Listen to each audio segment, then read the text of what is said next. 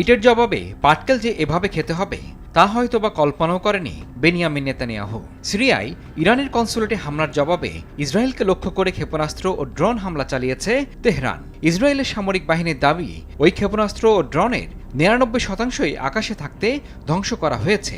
বিশেষজ্ঞরা বলছেন এরপর কি হবে, তবে মোটা দাগে তা নির্ভর করছে ইরানের হামলার জবাব ইসরায়েল কিভাবে দেবে তার ওপর।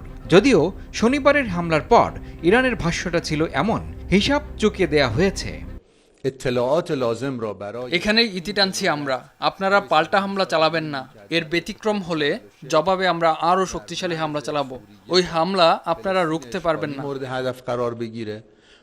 বসে নেই যুদ্ধবাজ ইসরায়েলও।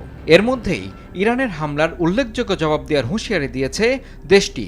ইসরায়েলের বর্তমান সরকারকে দেশটির ইতিহাসে সবচেয়ে কট্টরপন্থী সরকারগুলোর একটি বলে মনে করা হয়। সংকটময় এ পরিস্থিতিতে মধ্যপ্রাচ্যের দেশগুলো ইরান ও ইসরায়েল দুপক্ষকেই সংযত থাকার আহ্বান জানিয়েছে। গেল ৭ অক্টোবর ইসরায়েলে ঢুকে হামলা চালায় ফিলিস্তিনের স্বাধীনতাকামী গোষ্ঠী হামাস। জবাবে সেদিন থেকেই ফিলিস্তিনের গাজায় নির্বিচার হামলা চালিয়ে যাচ্ছে ইসরায়েলি বাহিনী। বিশেষজ্ঞরা বলছেন এ কারণেই বিভিন্ন দেশ থেকে যতই সংযত থাকার আহ্বান জানানো হোক না কেন, ইরানের হামলার জবাব ইসরায়েলের বর্তমান যুদ্ধকালীন সরকার দেবে না এমনটার সম্ভাবনা কম।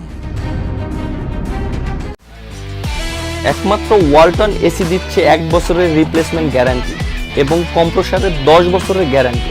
তবে ইসরায়েল চাইলে প্রতিবেশী দেশগুলোর কথায় কান দিতে পারে এবং সে অনুযায়ী কৌশলগত ধৈর্য ধরতে পারে বলে মনে করেন অনেকেই। এর অর্থ হলো ইরানের মতো একইভাবে পাল্টা হামলা না চালানো এবং এ অঞ্চলে হিজবুল্লাহর মতো ইরানপন্থী গোষ্ঠীগুলোকে লক্ষ্য করে হামলা চালিয়ে যাওয়া।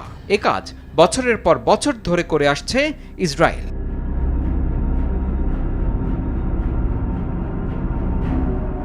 এদিকে আন্তর্জাতিক সমর বিশেষজ্ঞরা বলছেন ইসরায়েল যদি পাল্টা পদক্ষেপ নিতেই চায়, তাহলে শনিবার যেসব ঘাঁটি থেকে ইরান হামলা চালিয়েছে সেখানে দূরপাল্লার ক্ষেপণাস্ত্র ছুটতে পারে তারা, অথবা আরও বড় পরিসরে কিছু করতে চাইলে ইরানের শক্তিশালী রেভলিউশনারি গার্ড কোরের বিভিন্ন ঘাঁটি, প্রশিক্ষণ কেন্দ্র ও কমান্ড সেন্টারে হামলা করতে পারে তারা। তবে এতে ইরানের পাল্টা প্রতিশোধ নেওয়ার ঝুঁকি বাড়বে বলেও সতর্ক করেছেন বিশেষজ্ঞরা।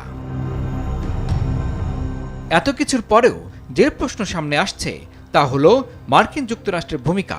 ইসরায়েল ইরান পাল্টাপাল্টি হামলার জেরে এই অঞ্চলে মার্কিন বাহিনী কি তেহরানের সঙ্গে পুরোপুরি যুদ্ধে জড়াবে? উপসাগরীয় অঞ্চলে 6টি আরব দেশে যুক্তরাষ্ট্রের সামরিক স্থাপনা রয়েছে।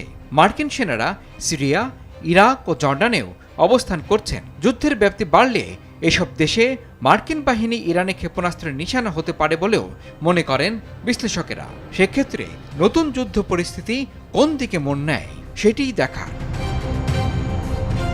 ইমরুল হাসান, RTV।